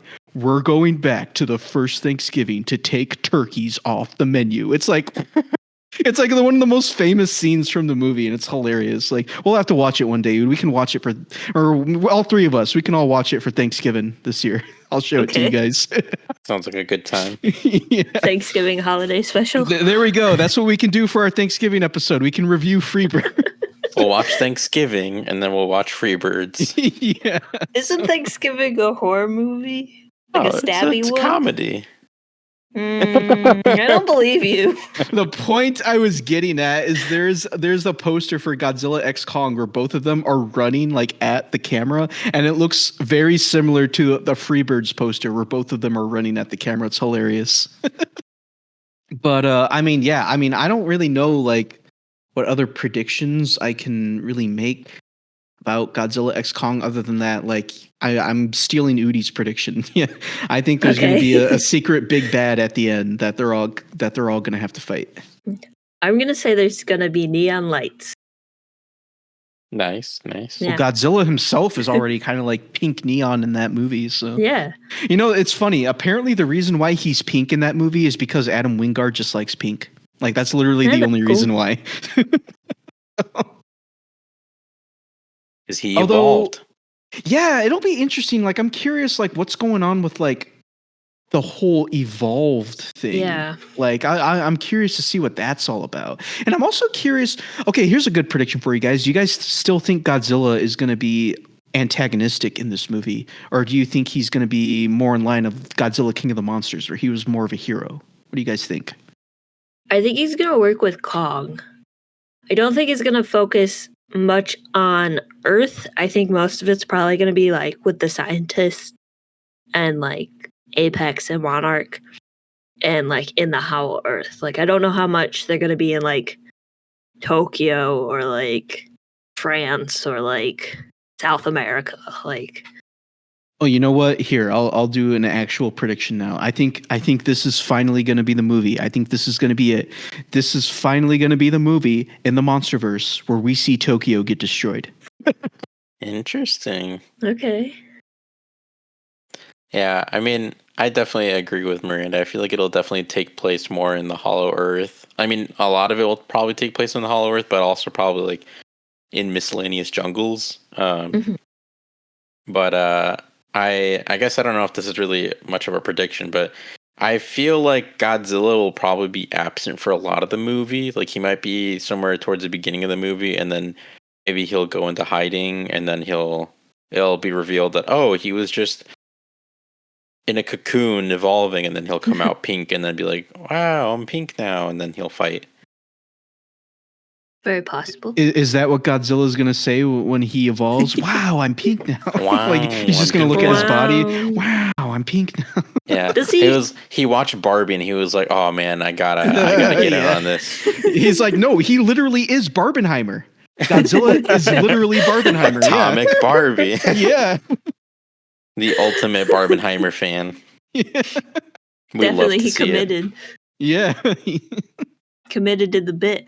I was going to say, because while we're on the subject of cities getting destroyed, I'm pretty sure Rio de Janeiro is going to get effed up pretty bad. Oh, based off of like the trailers and the poster. So Very possible. I wonder if they're gonna do Godzilla evolving like they did with like Shin Godzilla, where he has like different stages and like maybe Pink is like his like that would anime be special or cool. something. Yeah, like what is it, like Rose Goku or something like that? Sure, I don't know. Yeah, but that would be interesting actually. Like different forms, that'd be kind of cool. I'd be interested to see what those would look like. I don't think it would be as like grotesque as Shin Godzilla, but that'd be cool. He'll just do the spinny anime girl transition. There you go. Yeah. Yeah. Do the whole like Sailor Moon thing. Yeah. That would honestly be incredible. I'd be down for that. Yeah, it'd be great. No, remember we got to see him do his tail sliding move from Godzilla vs. Megalon. Oh, yeah, they got to do that. He's got to bounce in space and float around. Yeah, and he's got to do his too. happy dance. They got to add the happy dance from Monster Zero. I don't. Here's my prediction. Here's like, I guess not necessarily what's going to happen in the movie, but just how I think the movie's going to turn out. I think this movie's going to have terrible writing, but the action is going to make up for it. Okay. That's fair. That is a very solid prediction. Okay, I got a fun one while we're on the subject of predictions. Rotten Tomato score. What do you think the Rotten Tomato score for this movie is going to be? I don't know what the Rotten Tomato score for the other ones are. So let me do a Google. Yeah, I was going to say, because the 2014 Godzilla, I think, is in like the 70s. Kong Skull Island, I actually don't remember what Kong Skull Island's RT score is. King of the Monsters is like in the 50s or 40s, I think. And then Godzilla vs. Kong is like high 60s. 76. Is it 76? Yeah. Oh, okay. It'll probably be somewhere around there, because assuming they don't like majorly screw anything up, I feel like it'll probably be similarly, if not even more, like stupid, but like in a fun way. So I could, if freaking Godzilla vs. Kong could get a freaking 76 from critics, I think Godzilla X Kong could probably get something similar. I don't expect it'll be any higher though, but yeah, I mean, maybe. I think like a 75, a C. Yeah. Those are solid. Honestly, I'm going to be the harsh one here, and I'm going to guess like 60s, like mid 60s, maybe high 60s. That's not that harsh. I mean, it's a lot lower than what you guys are predicting, so. I mean, that's still majority of 100, though. Yeah. I mean, it's fresh. That's a fresh rating, so. Yeah. Like I could see it being like 60s to 70s for sure. Like I totally agree with that, but I'll lean more like 75, like how like Miranda said, and also like how Godzilla versus Kong was 76, like 75, 76. I'm really curious to see how this movie's going to perform because, like, I think all the except for King of the Monsters, all of the MonsterVerse movies have been like mild successes. Like they haven't been anything great, but they've made enough money to like warrant the continuation. So it'll be interesting to see like what direction the MonsterVerse will go in based on how this movie performs. Because if it doesn't perform well, I mean, this could be the last MonsterVerse movie. But if it continues doing well, we might get another movie in the MonsterVerse. We might get season 2 of Monarch. Like it'll be interesting. But time will tell. So I'm sure we'll talk about that more later on. Yeah. Yeah.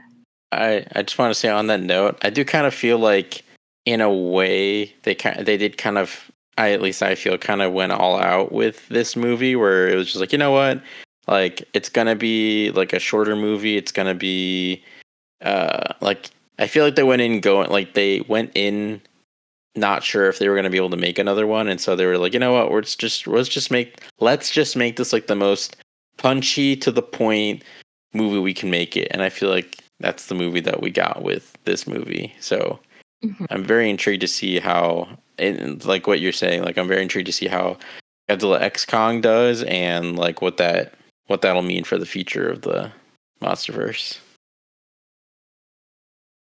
Do we want to attempt to make box office predictions? I don't know, like how knowledgeable you guys are about that. I mean, I'm not even that knowledgeable, but I mean, do we want to try?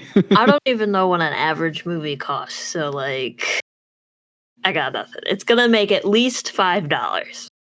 I mean, yeah, that's a given. I feel like Godzilla seems to be getting more popular. Like kaiju stuff seems to be getting a bit more popular. So as long as the movie is around like a 67 to 76 Rotten Tomato score, and it's not any lower, I could see it getting, I'll say 400 to 500 million. Honestly, yeah, that's a good guess. I'm going to guess around that too. Probably around 400 to 500. Maybe in the mid to low 300 million. Although I feel like if it's in the $300 million range, that's probably not good. I don't know. What's this movie's budget? Look this up. Too much Probably like 100, 120 million, if I had to guess. If it's any higher, that's concerning. I mean, Joker 2 has like a $200 million budget. So I mean, yeah, but that's like a crazy inflation over the first. I don't understand what they're I doing don't with understand that money. that either, dude. Like, I don't know if there's any numbers for the budget of. Oh. Well, apparently the budget for Godzilla versus Kong was about 155 million to make. So double that would be. I don't know. I can't find anything concrete saying what the budget is. I Yeah. mean, all I found was the budget for Godzilla versus Kong. So, and that's not what this movie is. Wikipedia usually has it. It's not there. Yeah, we'll probably have to wait for the movie to come out and whatnot before we can get those answers. Yeah, it might be under like the embargo. I know they like hold the ratings.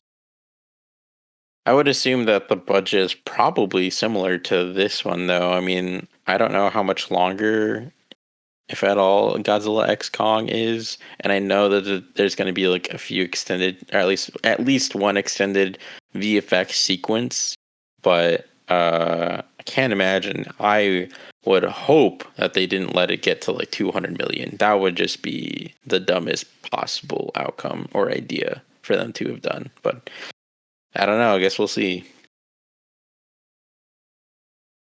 Is it time for the lizard fact of the day? I think it is. Lay on that lizard fact of the day for us, Miranda. Okay, the lizard of the day is the red worm lizard. It lives in South America from eastern Venezuela to the islands of Trinidad, throughout the entire Amazon to northern Argentina. The redworm lizard has a diverse diet ranging from plant material to small vertebrates, such as lizards and their eggs, snakes, mites, and other rodents. I guess the connection from this lizard to this movie is that Mechagodzilla has red eyes, but that's about it. But yeah, that's the lizard fact of the day. Let's go into our ratings. Udi, what would you give this movie? I from the very beginning that I watched it in 2021 to now, I've say pretty consistent. Actually, I lied. I guess I dropped it half a star the second time. I don't know what I was thinking. This is like a perfect 3.5 out of 5 to me. I feel like it is a super stupid movie, and yeah, it's just a really stupid movie. But it perfectly nails, I feel like, every aspect that it actually needs to nail, and the action sequences, the VFX, like the sound design, all of that, like the pacing, just great. Honestly, just like a really fun time, just a great dumb movie to put on and just enjoy. Just like sit back and enjoy and have a fun time. So 3.5. Okay, and Dan? Honestly, like pretty much everything Udi said is how I feel. I'm also going to give this a 3.5 because, yeah, just pretty much what Udi said. It's stupid, but it knows what it is. It knows what it needs to do. It sets out what it needs to do, and it does it perfectly. So it gets the job done. I'm gonna give it a 3. It's a medium movie, so it sits in the middle of the scale. And if you're into giant monsters fighting and don't need a complex human story, this is your jam. So, it's time for math. Let me do the calculations here. The Atomic Lizard's average score for Godzilla vs. Kong is 3.333 repeating, which rounds to a 3. So thank you so much for joining us and listening to our conversation about Godzilla vs. Kong 2021. If you're interested in hearing more, check out our previous episodes, and as always, you can find us on Instagram at Atomic Lizards Pod and on Letterboxd at Atomic_Lizard.